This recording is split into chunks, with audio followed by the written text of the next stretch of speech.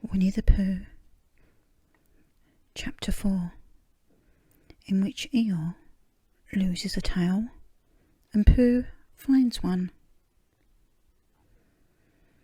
The old grey donkey Eeyore stood by himself in a thistly corner of forest, his front feet well apart, his head on one side, and thought about things. Sometimes he thought sadly to himself, why? And sometimes he thought, wherefore? And sometimes he thought, inasmuch as which? And sometimes he didn't quite know what he was thinking about. So when Winnie the Pooh came stumping along, Eeyore was very glad to be able to stop thinking for a little, in order to say, "How do you do?" but in a gloomy manner to him. "And how are you?" said Winnie the Pooh. Eeyore shook his head from side to side. "Not very how," he said. "I don't seem to have felt at all how for long time." "Dear, dear," said Pooh. "I'm sorry about that. Let's have a look at you." So Eeyore stood there, gazing sadly at the ground. And Winnie the Pooh walked all around him once.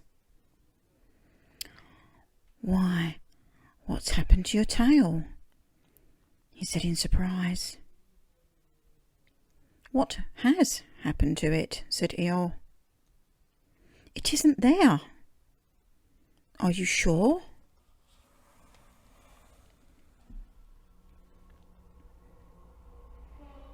"Well, either a tail is there or it isn't there.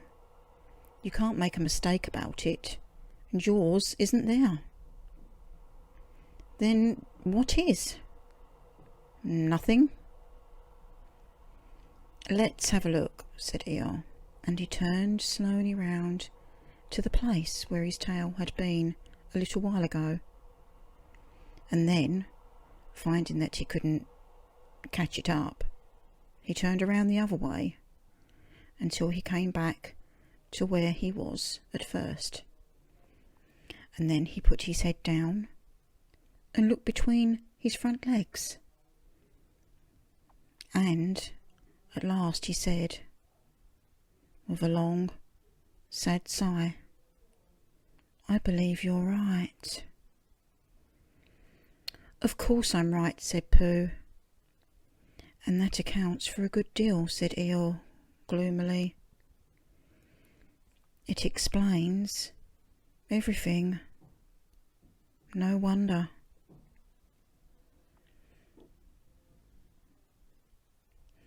"You must have left it in somewhere," said Winnie the Pooh. "Somebody must have taken it," said Eeyore. "How? Like them?" he added, after a long silence. Pooh felt that he ought to say something helpful about it, but didn't quite know what. So he decided to do something helpful instead. "Eeyore," he said solemnly, "I, Winnie the Pooh, will help you find your tail." "Thank you, Pooh," answered Eeyore. "You're a real friend," said he. "Not that like some," he said. So Winnie the Pooh went off to find Eeyore's tail. It was a fine spring morning in the forest, as he started out.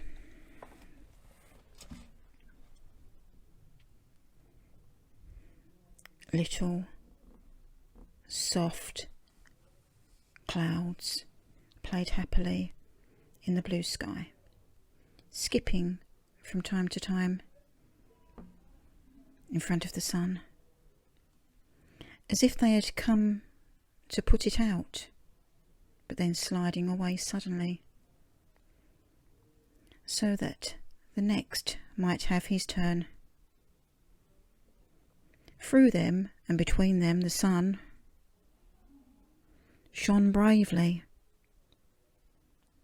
and a copse which had worn its furs all the year round seemed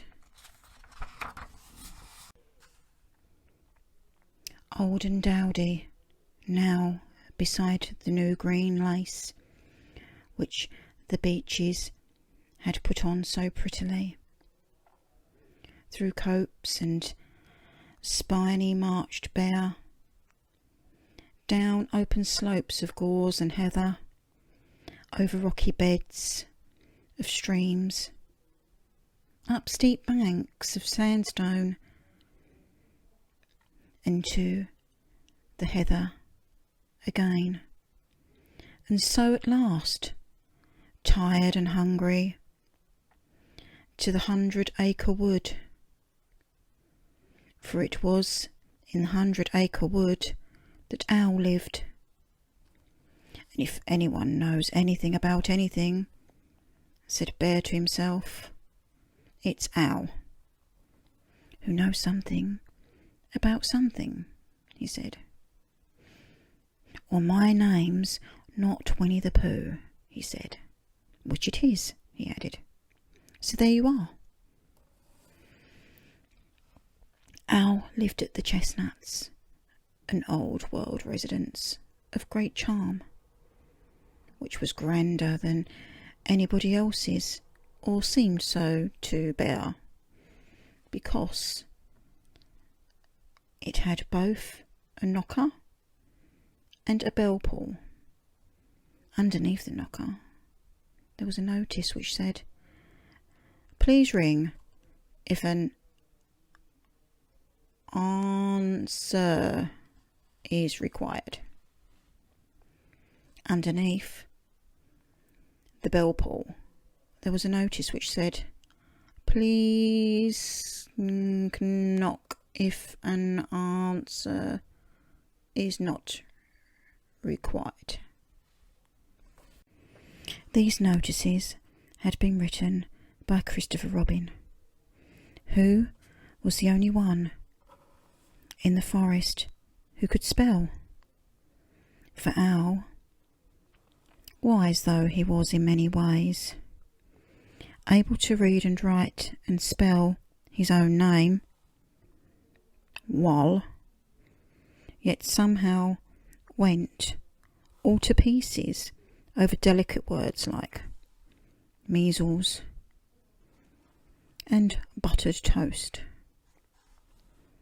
Winnie the Pooh read the two notices very carefully, first from left to right, and backwards, in case he had missed some of it, from right to left. Then, to make quite sure, he knocked and pulled the knocker, and he pulled and knocked the bell rope, and he called out in a very loud voice, "Ow!"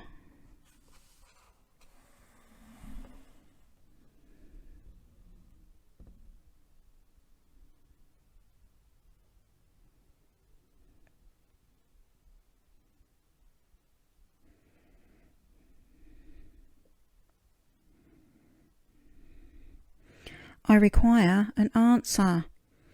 It's Bear speaking." And the door opened, and Owl looked out. "Hello, Pooh," he said. "How's things?" terrible and sad, said Pooh, because Eeyore, who is a friend of mine, has lost his tail, and he's moping about. So could you, very kindly, tell me how to find it for him?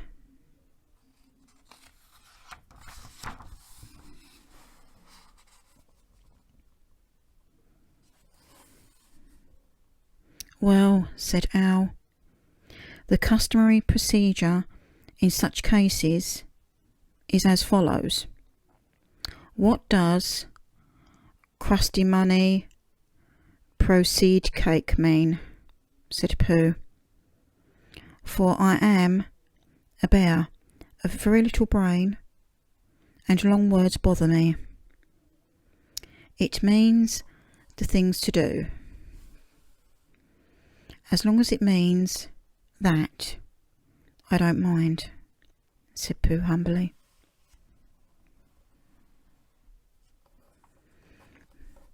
The things to do is as follows. First, issue a reward. Then, just a moment, said Pooh, holding up his paw. What do we do to this? What you were saying. You sneezed just as you were going to tell me. I didn't sneeze. Yes, you did, Owl. Excuse me, Pooh, I didn't. You can't sneeze without knowing it. Well, you can't know it without something having been sneezed. What I said was, first issue a reward. You're doing it again, said Pooh sadly. A reward, said Owl very loudly. We write a notice to say that we will give a large something to anybody who finds Eeyore's tail. I see, said Pooh, nodding his head. Talking about large somethings, he went on dreamily, I generally have a small something about now, about this time in the morning. And he looked wistfully at the cupboard in the corner of Owl's parlour. Just a mouthful of condensed milk or what not, with perhaps a lick of honey.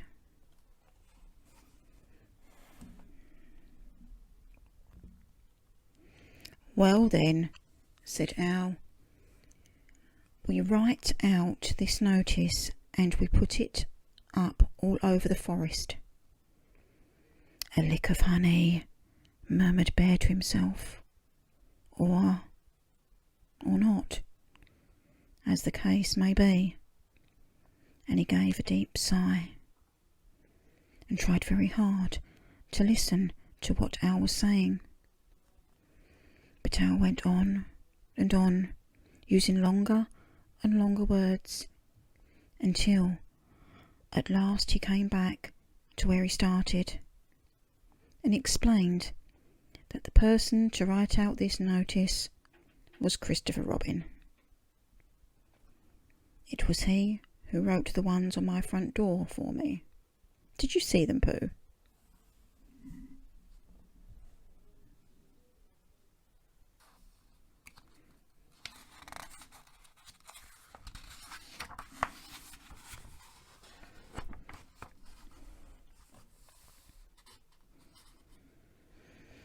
For some time now Pooh had been saying yes and no in turn, with his eyes shut, to all that Owl was saying.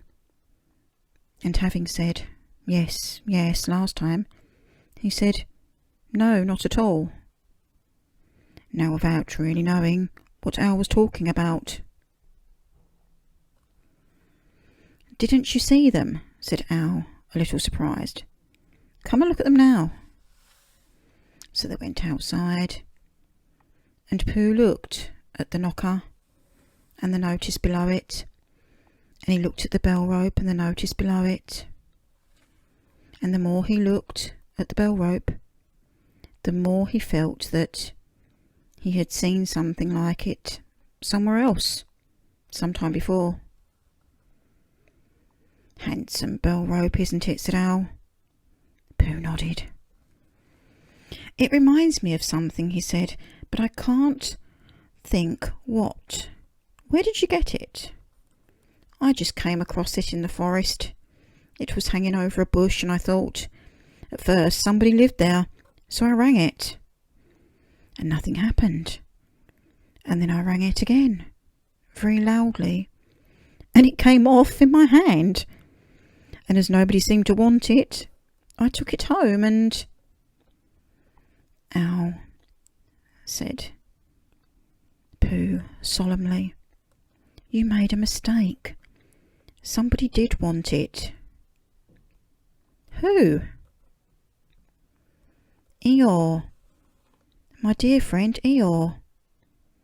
He was fond of it." "Fond of it?" "Attached to it," said Winnie the Pooh sadly.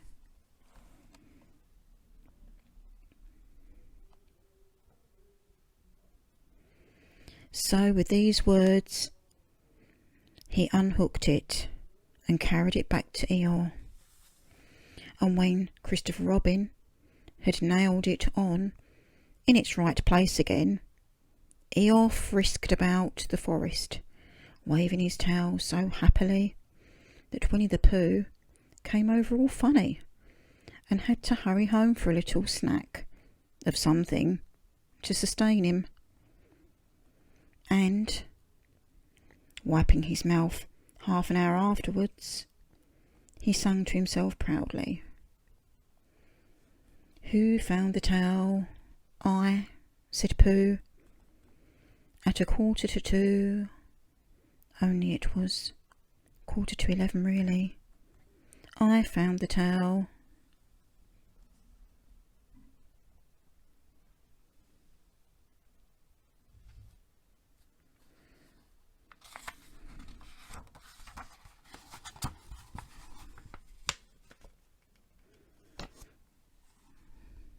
The end.